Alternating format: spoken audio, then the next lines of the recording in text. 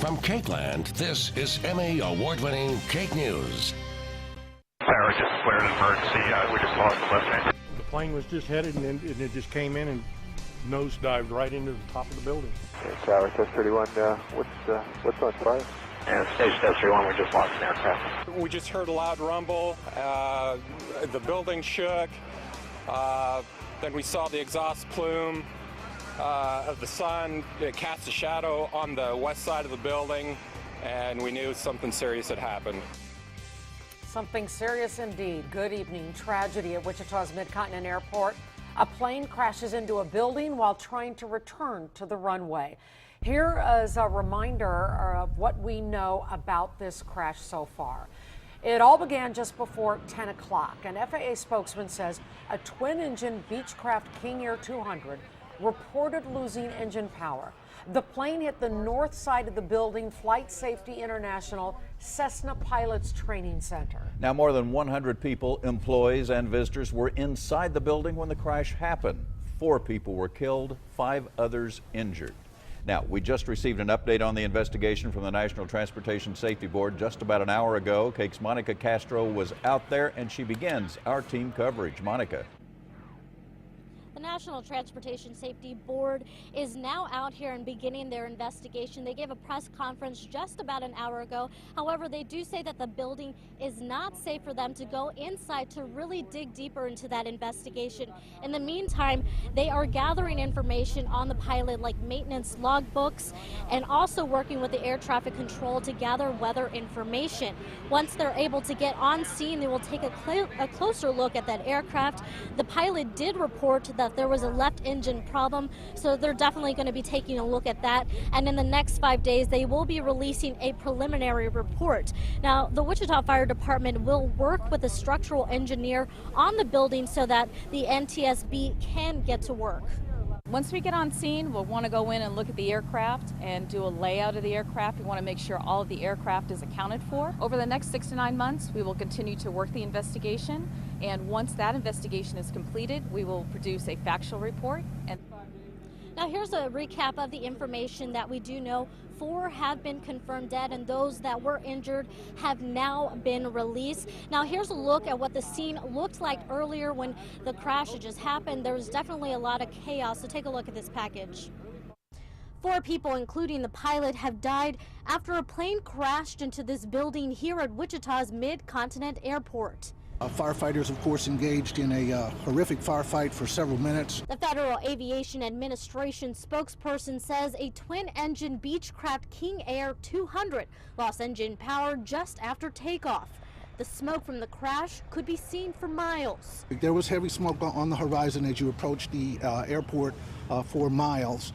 A very challenging fire, as you might imagine. It appears the aircraft struck the top of the building. First responders have been on scene all day monitoring the structure of the building. Once it's safe, they can begin the recovery process. Once that's done, our firefighters then will be allowed to enter the building and begin the process of removing remains. That will likely be a long and complicated process. Wichita Police Department have confirmed this does not appear to be a terroristic act. We are comfortable in saying that this is an aviation accident. The mayor and city council members visited the scene. They call this a tragedy and told KAKE News their thoughts are with the family during this difficult time. It's saddening, and when we heard about it earlier this morning, and to see the devastation and to recognize the fact that we have several individuals that lost their lives is even more tragic. So certainly we've been saddened, the entire community's been affected. Once again, fire crews remain out here on scene monitoring the building, the structure of that building, and once it's safe, NTSB can go inside and really start their investigation, and they hope to have more answers within the next 5 days. Reporting live, Monica Castro, KAKE News. All right, thank you very much, Monica. Now we want to show you a look at what a flight simulator looks like. This is what it looks like. Now there are 4 simulators in that building. The plane crashed on one of them, and that's where 3 of the 4 victims died. The other victim, the pilot of the Beechcraft King Air 200, who crashed into the Cessna Learning Center at Flight Safety International, was 53-year-old Mark Goldstein of Wichita, an experienced pilot well known in the local aviation community. Wichitan Ron Ryan, former owner of Ryan International Airlines, knew Goldstein well. Earlier, he had worked for Ryan. But I can tell you, bright, sharp, young guy, good pilot, was an air traffic controller here for years and years, but he's a contract pilot now and flies for different people under contract. And it's my understanding this airplane had just been bought from Beach, and the new owners were taking it to Mena, Arkansas. Goldstein never made it. This is a picture of the exact plane that crashed into flight safety today. The photograph was taken sometime in the past by a Philadelphia photographer who enjoys photographing airplanes and just happened to shoot the one that was involved in the crash today. Taking off with no doubt a full load of fuel, something happened on that takeoff. Now, Goldstein's friend Ron Ryan says on this particular aircraft, part of the pre-check is revving the engines up, so if there is a problem at that time, Goldstein would have noticed. So obviously the engine was working properly before he ever applied the power to takeoff. But the most critical time of flight on any airplane is just at rotation. If you lose an engine at that point in time, that's what you practice for, because it gets real busy real fast. Ryan says that while he is speculating, he believes a possible cause of the crash could be that the engine seized up and that the propeller couldn't be adjusted to the proper position. It's like a great big anchor out there, and it is one tough thing to handle. Now, as Ron said, the plane Mark Goldstein was flying when it crashed was headed to Mena, Arkansas. Now, it had just been purchased from Beach Aircraft, and the new owners were having work done on the plane at a company in Mena. Goldstein had been contracted to ferry the aircraft to Mena, Arkansas. A lot of people, as you can imagine, were driving to and from the airport and working in the surrounding area when the crash happened. KAKE's Madeline Anderson live at Mid-Continent with reaction from witnesses. Madeline. Yeah, whether you actually saw that plane hit the building or just saw images online and on TV of the aftermath, today's crash is a chilling reminder that tragedy can strike anywhere at any time. Those driving near the Mid-Continent airport around 10 this morning saw something they'll never forget. Out of the corner of my eye, I seen an airplane with its left tail wing straight down, banking really hard, really loud. And I seen it, and I told the person I was with, this plane's going to crash. Because she didn't think it was going to happen. Because she said, no, it's not going to crash. And I said, here it comes, bam, and it hit the building. A twin-engine Beechcraft Air 200 nosedived into the roof of the Cessna Flight Safety Center. Staff at the Hangar One Steakhouse nearby watched in horror as fire and smoke immediately engulfed the area. He could have flew and, lost control and came over here. We get a lot of airplanes that fly directly over our heads every day, and you never know. But nothing could compare to the experiences of the workers inside the building where that plane hit. The building shook, and we knew something serious had happened. I ran out of the department that I was in, and I looked down the hallway, saw smoke on the front part of the building, and we started getting employees, clients, customers out of the building.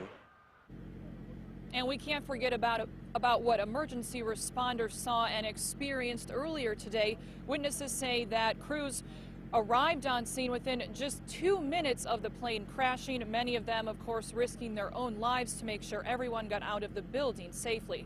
Reporting live, Madeline Anderson, KAKE News. Thanks, Madeline. And new tonight, National Air Traffic Controllers Association President Paul Rinaldi released a statement on the death of Mark Goldstein, and he says, "We are shocked and deeply saddened by the death of our beloved colleague and friend. Mark was supremely focused and talented in his service of ensuring aviation safety during his career."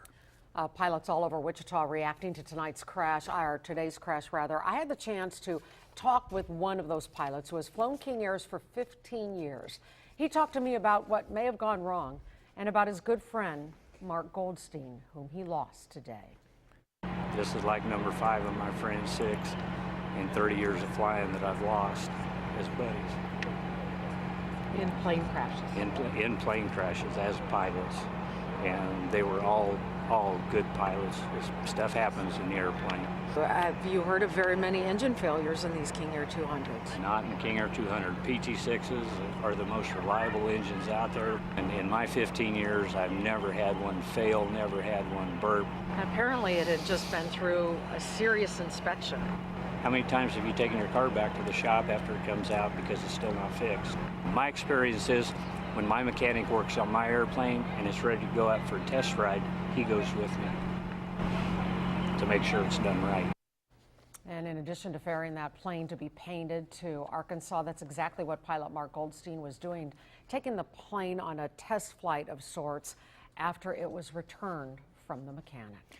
Now we want to share some of the images from today's crash. Now, this one is an aerial view of the crash site. You see the dark, heavy smoke on the bottom left.